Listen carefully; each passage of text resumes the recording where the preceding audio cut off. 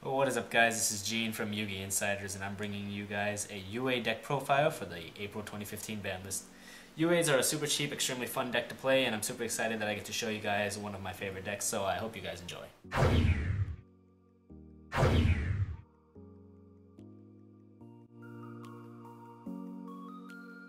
Starting off with the monsters here, we've got triple midfielder. As the only normal summonable monster in the entire deck, you pretty much need him to start off all your actual bounce chains. We're really just, holding out for a level 3 or a level 4 UA coming out in the future. Next, the other three I run triple rival rebounder. I run him at 3 because he's pretty much the only access to the grave you have, so I actually really like him in terms of making pluses off of potentially tributing or even Monarch Stormforthing at the right times. Next, for the team's offense, I'm running double UA Mighty Slugger and double UA Dreadnought Dunker. Slugger is just that super safe monster you'll have to swing with at almost any time in the game, and in the end he might even bait out some of the traps. And UA Dreadnought Dunker is that huge beater of the team. He can pretty much set up for major OTKs, and he can pop on battle damage, which is also really nice to have. Next, for the team's defense, or rather the disruptive nature of this whole archetype, I have double UA Perfect Ace and one ofs UA Goalkeeper and UA Block Backer. I like Perfect Ace at 2 because I find him to be kind of cloggy at any more than that. He's kind of just dead in the hand if you don't really have anything to do with him. And I like Goalkeeper and Blocker both at 1 because Goalkeeper can protect cards such as Perfect Ace, which is always nice to do. And Blocker, I absolutely love that card because a well-timed blocker or a well-set-up blocker can absolutely shut down your opponent's boss monsters or their major combos. Now for the non-UA monsters, I am running double Spell Striker.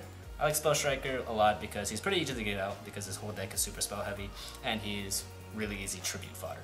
And for my personal tech, I am running one Jinzo.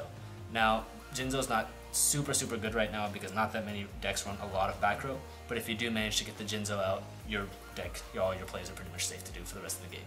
So yep, these are all the monsters. Now moving on to the spells, this deck is a little heavy on spells, so I'll try to run through this a bit faster. I'm running triple UA Stadium. This card is pretty much mandatory at 3 because it is your major search component of the deck, and the pump up is really nice too. You pretty much always need this on the field. Next, I'm running triple UA Signing Deal. This combined with Stadium are your only reliable ways to search out all of your UA monsters. The life point cost is pretty much negligible with the way this deck runs anyway. Next, I am running double UA Power Jersey. This is pretty much 99% of the reasons that UAs have the ability to OTK. I think at 3 it really does end up clogging because sometimes you actually just don't need the card, or if you dead draw into it early game it's really bad.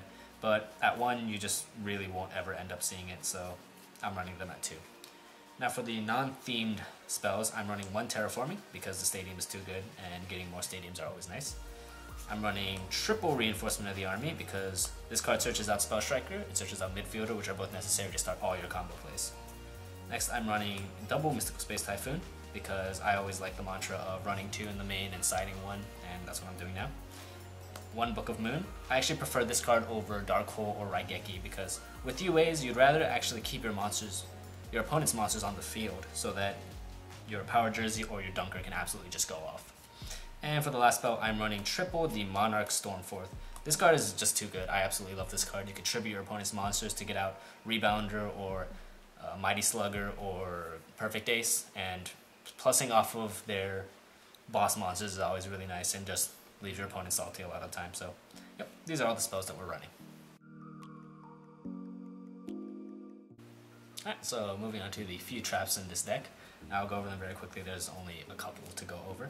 First, I'm running triple UA Penalty Box. This card is actually really good. It's non-targeting removal of your opponent's monsters. If they don't know what it does, they'll keep it on the field, or if they don't know what it does, they'll get rid of it, and which gives you searches for a Stadium or even Signing Deal if you really need them.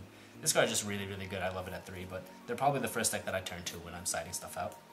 Next, running the one Solemn because staple, and the one Vanities because you can sit on top of this card with Perfect Ace and just kind of keep negating stuff because Vanities won't leave the field if a card leaves your hand, which is what Ace does. So I really like the Vanities because I can just kind of screw over all your opponent's plays and you can just kind of wait them out. So yep, these are the 5 traps we're running. Alright, now I'm going to be finishing up with the side deck here. I actually do not run an extra deck in this deck, so that's part of what keeps this deck so cheap, but the Side deck is actually pretty extensive in terms of helping you out with all your matchups. So first, for the monsters in the side, I'm running one blockbacker and one goalkeeper because sometimes you want to side one of them out for the other one depending on what kind of matchup you're against, whether you need a wall or you need that special disruption. And we're running 2 Flying C because more disruption is always really nice for this, especially because it's a hand trap. Next, for the spells, we're running 2 UA turnover tactics and 1 MST. The turnover tactics really do screw over your opponents that use a lot of extra deck monsters. For example, Shaddolls, or even Ritual Beasts if you time these correctly. And I like the 1 MST because 3 MSTs total. Next, we got the 1 Imperial Iron Wall. I would rather run these at 2, but I actually just have 1 right now because I have other stuff that I'd rather be running in its place. I'm running 2 Shadow Imprisoning Mirrors for BAs for Shaddolls when you need them. I don't really go into these very often, but they're just nice to have. I have 2 Light Imprisoning Mirrors for pretty much Satellars, maybe Light Storms if you know anyone that runs those. And for the last card, I am running triple Fairy Wind. This card is just too good. It does kind of hurt you if you don't know when to pull the card off, but this card is just overall really, really good, so I'd rather have it in the side just in case and learn what to use them. So, yep, this is my side.